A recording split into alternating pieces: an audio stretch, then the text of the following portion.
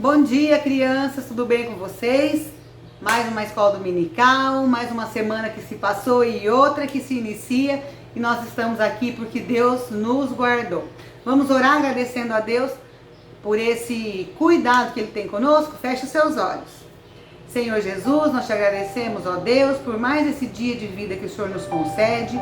Obrigado, ó Deus, por mais uma escola dominical. Obrigado, Senhor, pela tua palavra. Obrigado, ó Deus, pela liberdade de louvarmos o teu nome.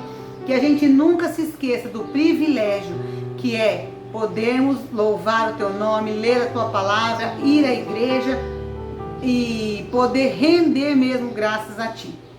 Fica conosco, Senhor, recebe a nossa escola dominical como honra, louvor ao teu nome. E toda a glória seja dada a ti, através das nossas vidas. Guarda o nosso coração, Senhor, perdoa os nossos pecados.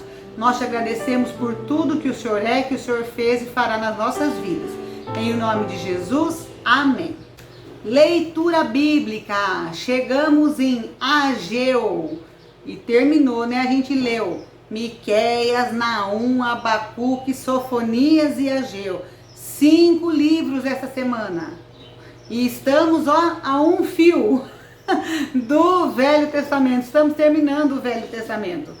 Não tem sido leituras fáceis, mas como a gente percebe em todo livro, aonde Deus traz uma direção, às vezes uma condenação, um julgamento, sempre há esperança.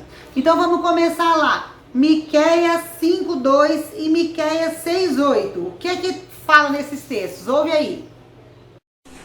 O Senhor Deus diz: Belém Efrata, você é uma das menores cidades de Judá, mas do seu meio farei sair aquele que será o rei de Israel.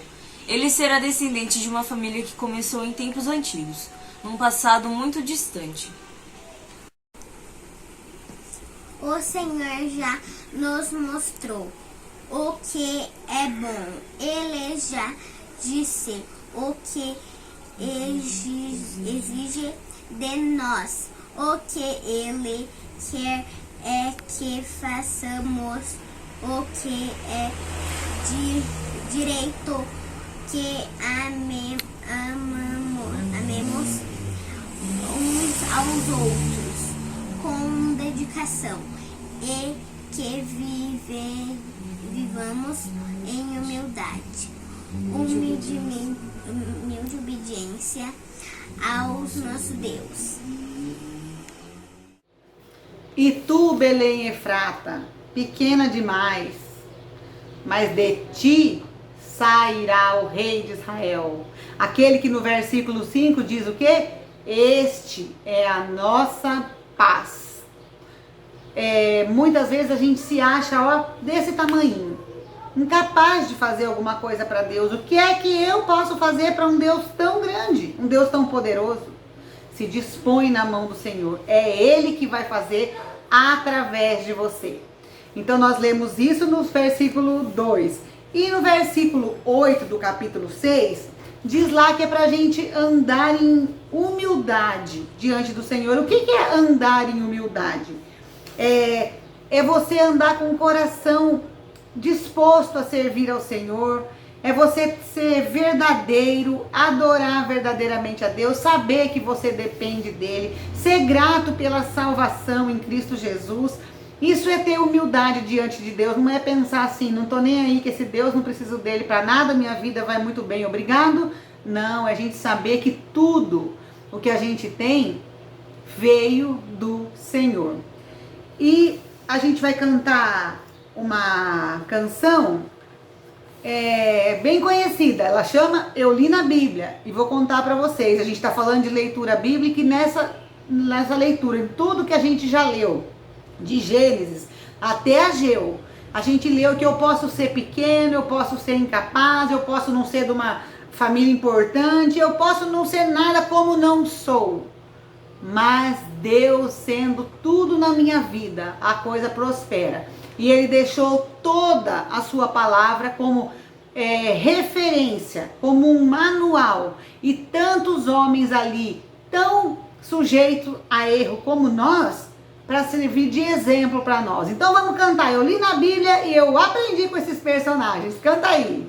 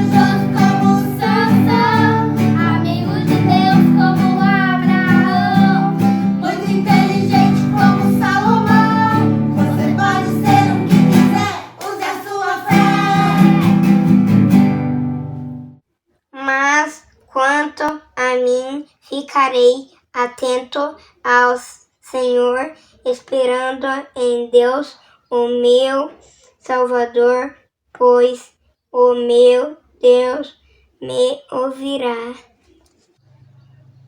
Quem é Deus semelhante a ti, que perdoa a iniquidade e que passa por cima da rebelião do restante da sua herança?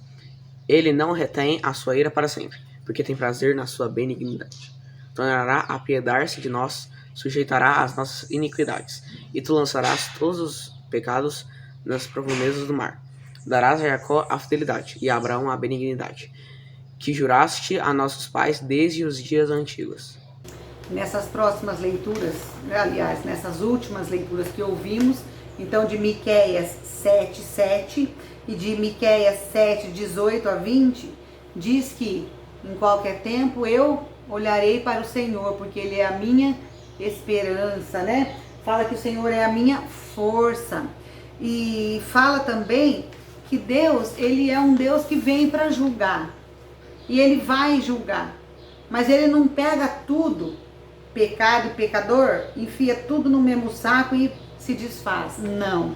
Ele separa o pecado do pecador, a ofensa do ofensor. Diz que Ele pisará as nossas iniquidades, que são os pecados, mas que Ele mostrará a sua fidelidade a Jacó. Jacó é quem? É o povo dele, é aquele que está errando, mas que se arrepender, Deus vem com restauração, Deus vem com renovo, Deus fará diferente, Deus terá misericórdia, mostrará a fidelidade, a bondade. Esse é Deus, né? Ele não tem, o versículo 18 ou 19 fala que Ele não tem prazer em irar-se, mas Ele tem prazer na misericórdia. A ira dele não dura para sempre, mas Ele tem prazer na misericórdia. Bom, Naum, nós vamos ouvir agora o capítulo 1, versículo 3, o 7 e o 8. Escuta aí. O Senhor é tardio em irar-se, mas grande em poder, e ao culpado não tem inocente. O Senhor tem o seu caminho na tormenta e na tempestade, e as nuvens são o pó dos seus pés. O Senhor é bom. Ele serve de fortaleza no dia da angústia e conhece os que confiam nele.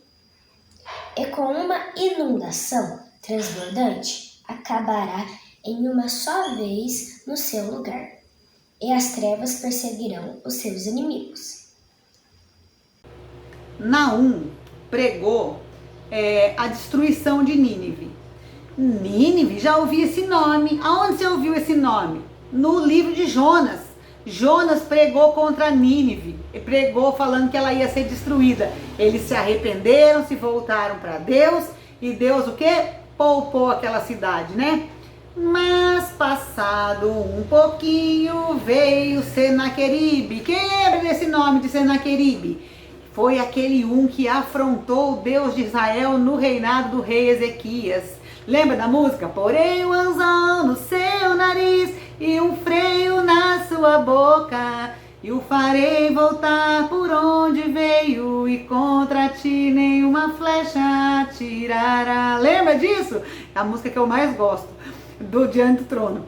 Olha, ele veio e afrontou o Deus de Israel lá.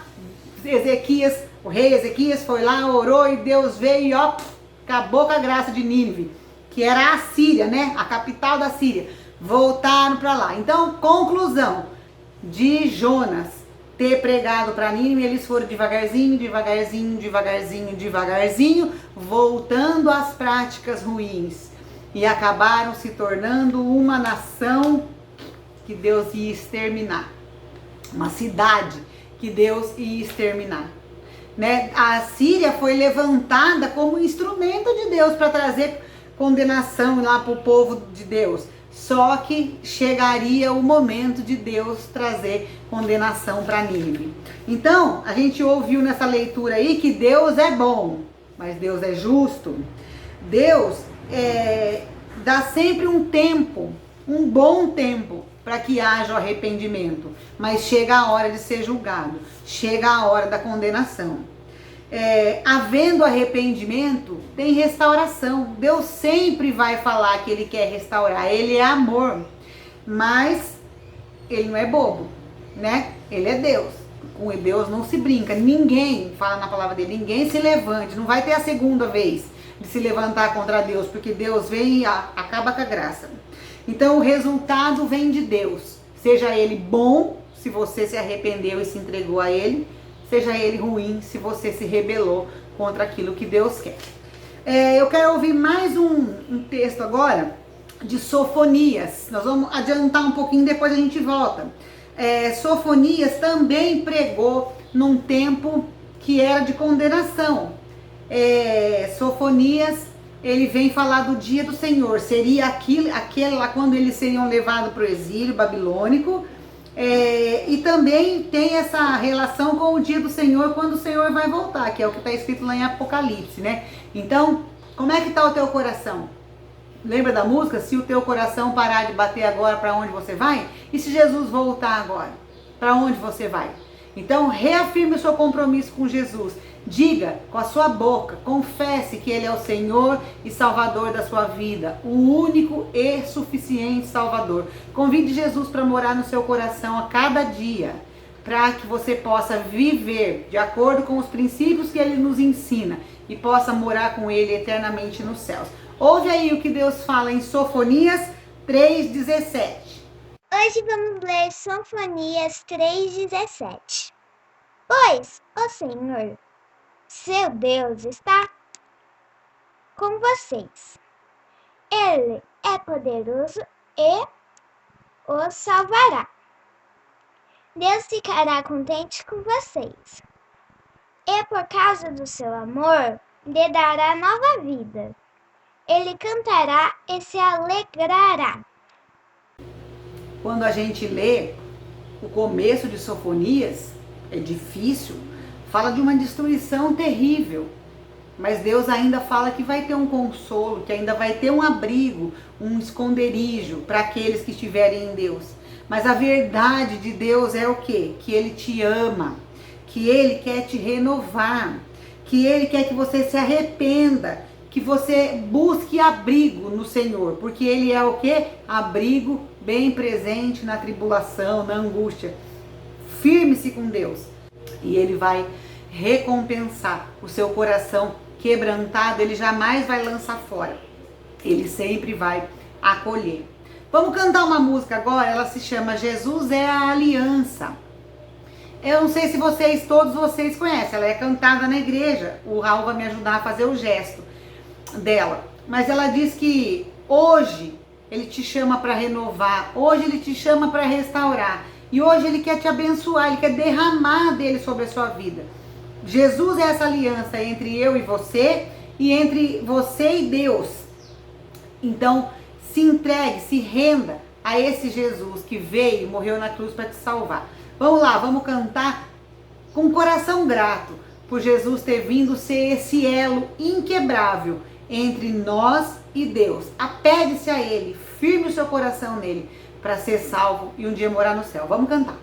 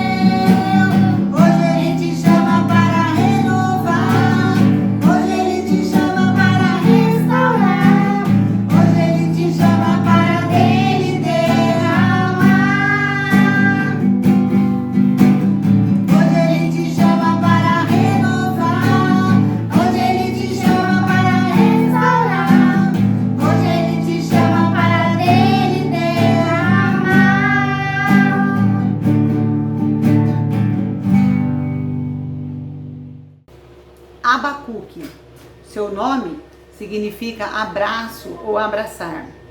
Abacuque começa o seu livro indignado. tanta gente fazendo coisa errada e prosperando. Ele faz perguntas para Deus: até quando vou gritar violência, violência, o Senhor não vai fazer nada? E Deus fala para ele: calma, eu vou trazer julgamento sobre esse povo. E conta que ele vai trazer a Babilônia. Aí vem outra indignação de Abacuque. Como um povo ímpio daquele para vir julgar o povo de Deus? Era um povo terrível. E Deus fala: eu estou trabalhando em sigilo, em secreto. Não pensa que eu não estou vendo isso. Vai acontecer o julgamento, tanto de um quanto de outro. Tanto do povo de Deus que estava fazendo coisa errada, a Babilônia vinha para julgar, e a Babilônia também seria julgada pelas crueldades que estava fazendo. Mas Deus dá todas essas respostas para toda essa indignação de Abacuque, e Abacuque entende, então, que ele precisa, acima de qualquer coisa, crer no Senhor, não olhar para as circunstâncias, não olhar para aquilo que está acontecendo ao redor dele, que é um negócio que ele não consegue, com a capacidade humana dele de entender, ele não consegue entender.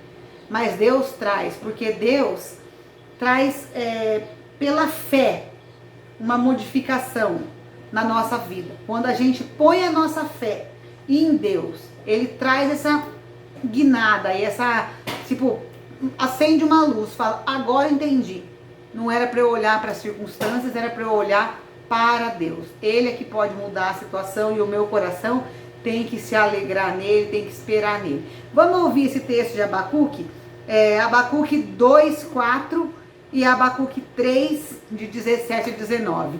Abra o seu coração para ouvir essa palavra de Abacuque, que nos inspira a vivermos e andarmos com fé. Eis que a sua alma está orgulhosa, não é reta nele, mas o justo, pela sua fé, viverá. Eu vou ler Abacuque 3, 17 a 19. Mesmo não florescendo a figueira, não havendo uvas nas videiras, mesmo falhando a safra de azeitonas, não havendo produção de alimento nas lavouras, nem ovelhas no curral, nem bois nos estábulos, ainda assim eu exaltarei no Senhor e me alegrarei no Deus da minha salvação. O Senhor soberano é a minha força.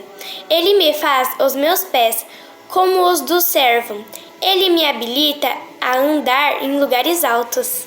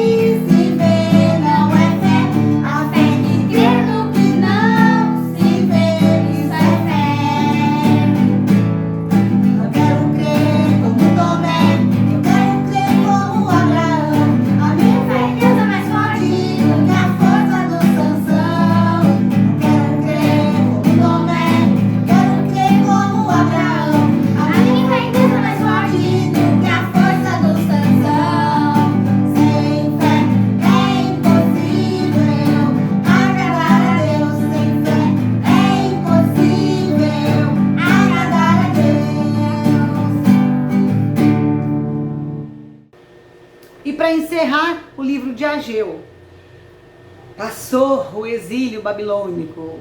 Ageu é o primeiro profeta que vem falar após o exílio babilônico. Mas também não veio falar coisa muito boa, não. Não pregou a destruição, mas chamou a atenção do povo e puxou a orelha deles falando: escuta, vocês foram para o cativeiro, vocês são o remanescente que eu ia trazer. Quando vocês chegam aqui de volta, cada um está pensando na sua própria vida. Estão vivendo em casas bonitas, aparelhadas, e o templo ninguém quer saber de restaurar. Era um trabalho difícil, eles não tinham tantas condições financeiras, mas aquilo que eles tinham, eles aplicavam em si mesmos, eles não ofereciam para Deus. Eles não estavam buscando a Deus em primeiro lugar. E Deus quer e queria naquela época já que o povo buscasse Ele em primeiro lugar. Trouxesse aquilo que tinha, mesmo que fosse pouco, e aos olhos deles não fosse nada. Deus queria que eles viessem e ofertassem diante de Deus, para que Deus pudesse multiplicar, para que Deus pudesse abençoar. E Deus traz esse profeta para encorajar esse povo, de dizer: busque a mim primeiro, e daí vocês vão ver o que eu vou fazer. E um texto que eu vou terminar essa nossa fala aqui é o texto de Ageu 2, 4 e 5. Coragem, assuma Deus na sua vida, entregue-se a Ele e busque a Ele em primeiro lugar, e veja a sua vida ser transformada.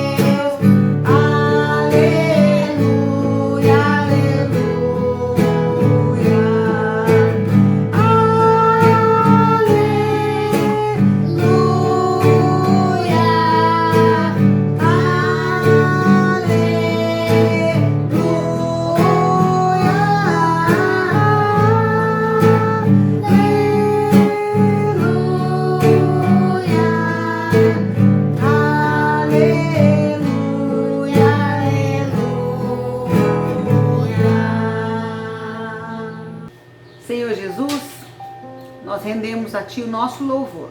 Recebe, Senhor, todos esses cânticos, todas essas palavras, tudo que a gente leu na Tua palavra, que seja mesmo para honrar o Teu nome com os nossos lábios, com o nosso viver.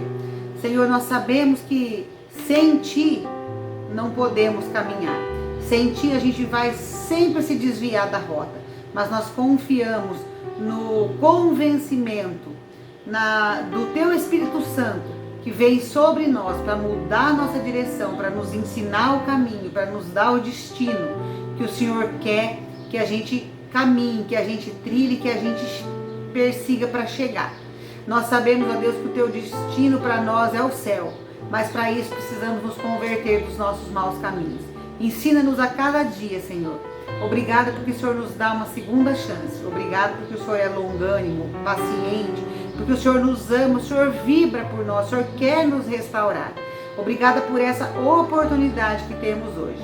Tu és, Senhor Jesus, nosso Salvador, nosso único e suficiente Salvador. Te agradecemos, ó Deus, porque o Senhor um dia morreu naquela cruz para nos salvar, nos livrar dos nossos pecados. E por isso, ó Deus, hoje estamos aqui oferecendo a Ti toda a honra, toda a glória e todo o louvor. Em nome de Jesus. Amém. Agora vamos sentar, bem quietinhos ficar. Vamos prestar atenção, dar asas à imaginação, porque agora é hora da história. Agora é hora da história. Hora da história já vai começar. Bom dia, pessoal, tudo bem com vocês? Eu espero que sim. Vamos para mais uma história da Escola Dominical e continuar a falar do rei Salomão. Só que hoje nós vamos falar de uma parte triste da história dele, porque na verdade ele desagradou a Deus. O tema da nossa história de hoje é Salomão entristece o coração de Deus. Essa história está lá no livro de 1 Reis, no capítulo 11, dos versos 1 a 39. Vamos conhecê-la?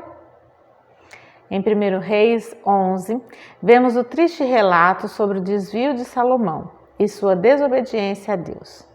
Antes de entrar nos detalhes, é importante lembrar que um dos primeiros registros que temos da liderança de Salomão é o de que ele se casou com uma egípcia.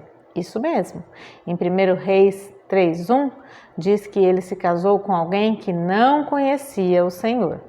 Pois bem, sua aparente inclinação para a não observância da regra de que um israelita não deveria casar com estrangeiros era muito forte, porque além dela, ele teve 700 princesas e 300 concubinas estrangeiras. Esse é o epicentro do fracasso do rei Salomão, pois como diz o versículo 3, elas lhe perverteram o coração por ter se unido a elas com amor. Salomão cercou-se de pessoas que não temiam a Deus e tinha prazer em estar com elas, algo completamente diferente do que sentia o salmista Davi, seu pai. Ele tinha prazer em estar com as pessoas que obedeciam a Deus. O desvio do rei se caracterizou pelas seguintes atitudes. Seu coração não era reto diante do Senhor. Ele passou a cultuar e oferecer sacrifícios a outros deuses. Não perseverou em seguir ao Senhor e fez o que era mal aos olhos do Senhor. Por causa de tudo isso, seu relacionamento com Deus esfriou. Ele não tinha mais o mesmo cuidado e devoção com seu Deus e se cercou de muitas pessoas que não temiam a Deus. Você, por acaso, já teve amigos que não quiseram saber de Deus? Que não querem compromisso algum com Deus e com os valores do seu reino? Via de regra, não obedecem seus pais, não querem saber do que diz a palavra de Deus, têm atitudes que desagradam a Deus, não gostam de seguir regras e são sempre os donos da verdade. Pessoas assim nos influenciam para o mal, nunca para o bem. Devemos ter sabedoria para mostrar-lhes o amor de Cristo, sem nos deixar contaminar pelas suas práticas ruins. Se nós percebermos que estamos sendo mais influenciados do que estamos influenciando, é melhor nos afastar, porque essas pessoas podem nos corromper, assim como aconteceu com o rei Salomão. Por conta das suas atitudes, o Senhor fez exatamente o que havia dito que faria, no caso da desobediência. Ele permitiu que os inimigos cercassem o reino de Salomão e disse que o seu reino seria então dividido. O capítulo 11 termina com o relato da morte de Salomão. Isso aconteceu quando ele tinha mais ou menos 58 ou 59 anos. Ou seja, ele morreu muito jovem para alguém tão sábio e rico. Provavelmente, a sua desobediência abreviou seus dias. Bom, nós demos aqui uma breve pincelada das coisas que aconteceram ao rei Salomão. Mas nós vamos ver agora exatamente o que aconteceu. No primeiro livro dos Reis, no capítulo 11, nós encontramos um relato sobre o desvio de Salomão, dos versos 1 a 8. Diz assim o versículo 1. O rei Salomão amou muitas mulheres estrangeiras, além da filha do faraó. Eram mulheres moabitas, amonitas, edomitas, sidônias e hititas. Elas eram das nações a respeito das quais o Senhor tinha dito aos israelitas: vocês não poderão tomar mulheres dentre essas nações, porque elas o farão desviar-se para seguir os seus deuses. No entanto, Salomão apegou-se amorosamente a elas. E aí estava o primeiro erro de Salomão. A Bíblia chama isso de jugo desigual. Um jugo desigual acontece quando um boi forte e um boi fraco puxam juntos uma carga. O boi forte tem facilidade de puxar a carga. Já o boi mais fraco tem dificuldade. Dessa forma, quando há um jugo desigual entre os bois, a produtividade de ambos cai e o trabalho acaba ficando mais difícil. O jugo desigual acontece também quando duas pessoas se casam, mas um é temente a Deus e o outro não. vivendo em obediência ao seu próprio coração. Eles acabam vivendo em julgo desigual, e isso muitas vezes não acaba bem. O texto continua dizendo, então, que Salomão se casou com 700 princesas e teve 300 concubinas, e as suas mulheres o levaram a desviar-se.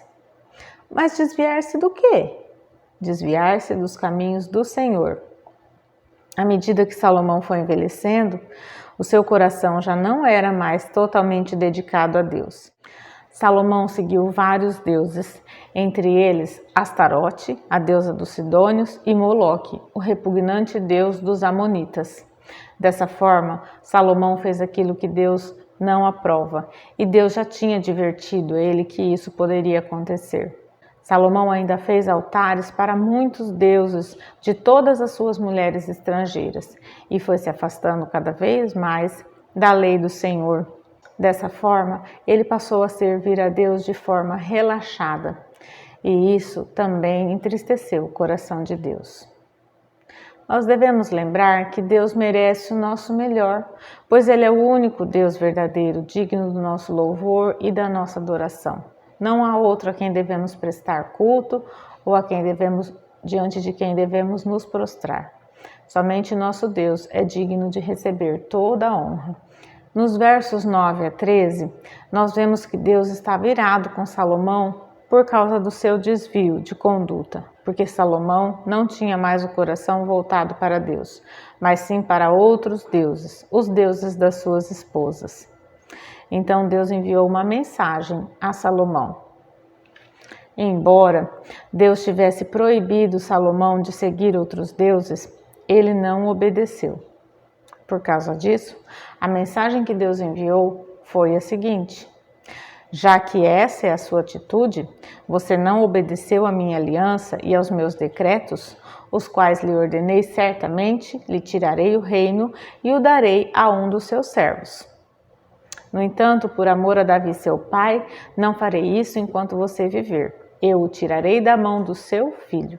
Vemos aqui algo incomum na Bíblia, mas cujos desdobramentos são perceptíveis quando compreendemos o alcance da bênção de Deus, ou seja, que vai além da nossa geração.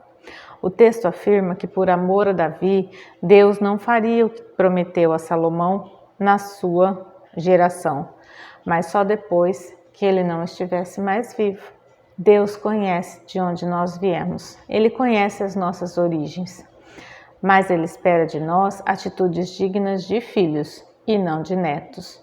Deus não tem netos, Ele tem apenas filhos, e Ele deseja que nós nos comportemos como tais.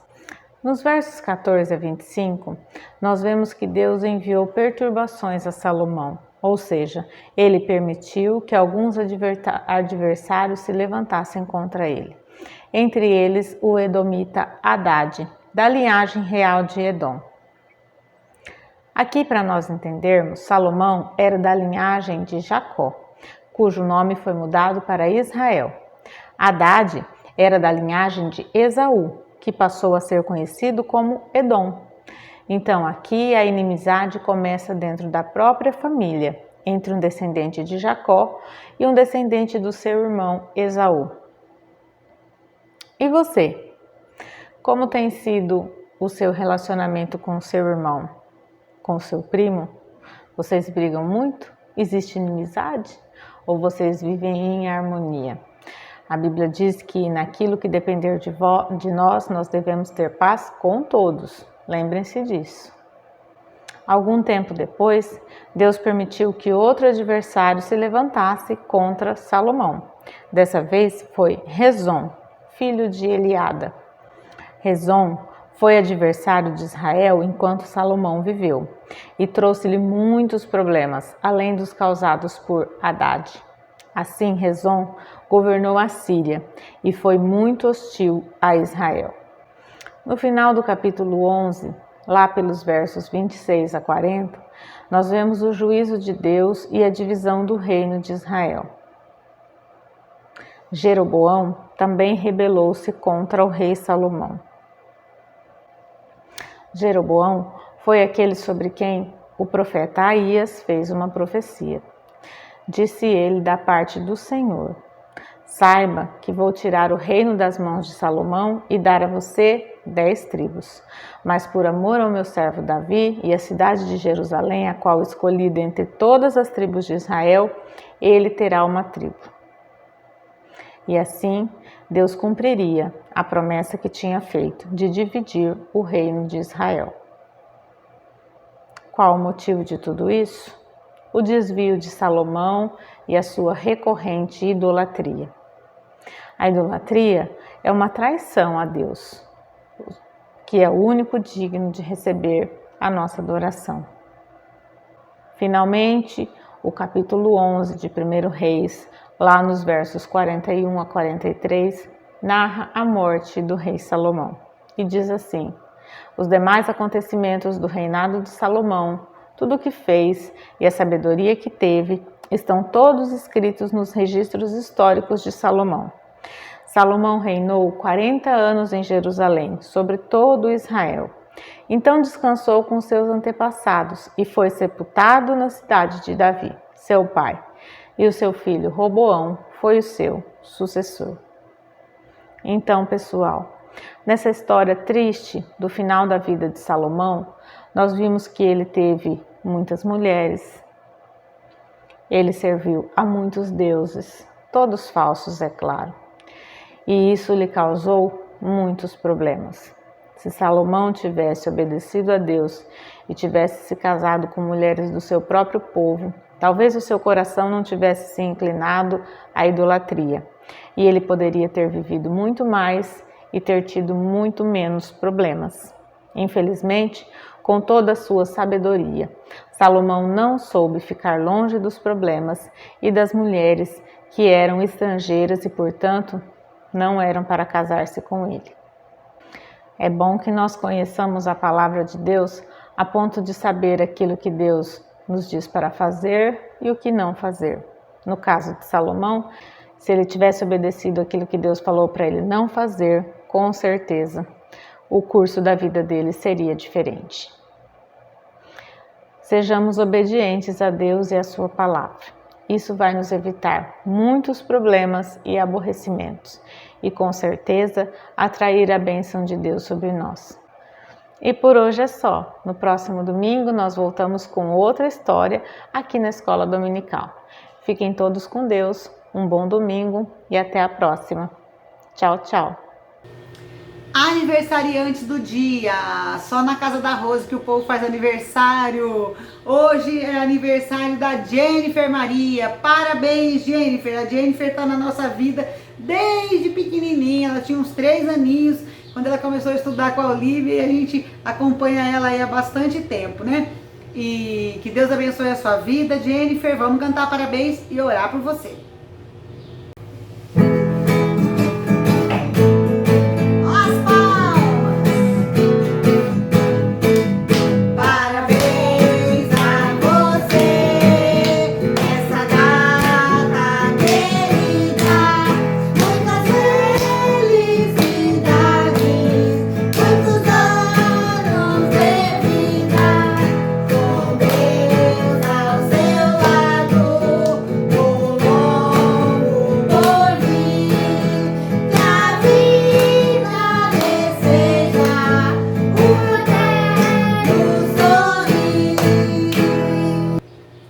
Senhor Jesus, louvamos o teu nome pela vida da Jennifer.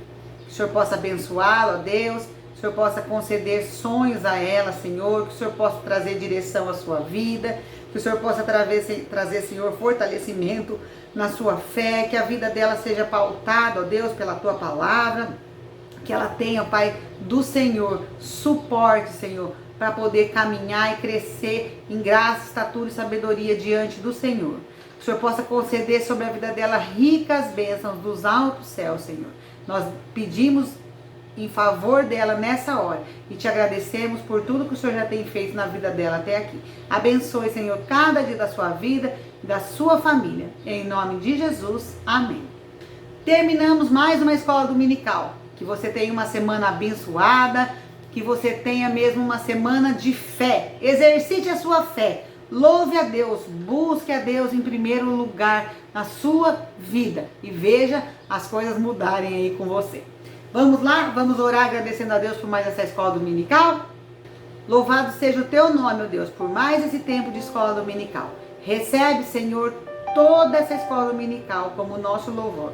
Obrigada por todo o ensino, que toda essa semente que foi plantada no nosso coração, o teu Espírito Santo venha regar, que o Senhor possa dar crescimento nas nossas vidas, para que possamos, ó Pai, dar bons frutos para a honra e glória do teu nome. Que sejamos, ó Deus, como agora na primavera, tudo cheio de flores, sejamos o bom perfume de Cristo, onde quer que a gente vá. Abençoa cada criança, cada família, toda a nossa igreja, toda a nossa cidade, Senhor, durante essa semana. Guarda, ó Pai, traga paz, em nome de Jesus, que nós oramos e agradecemos. Amém.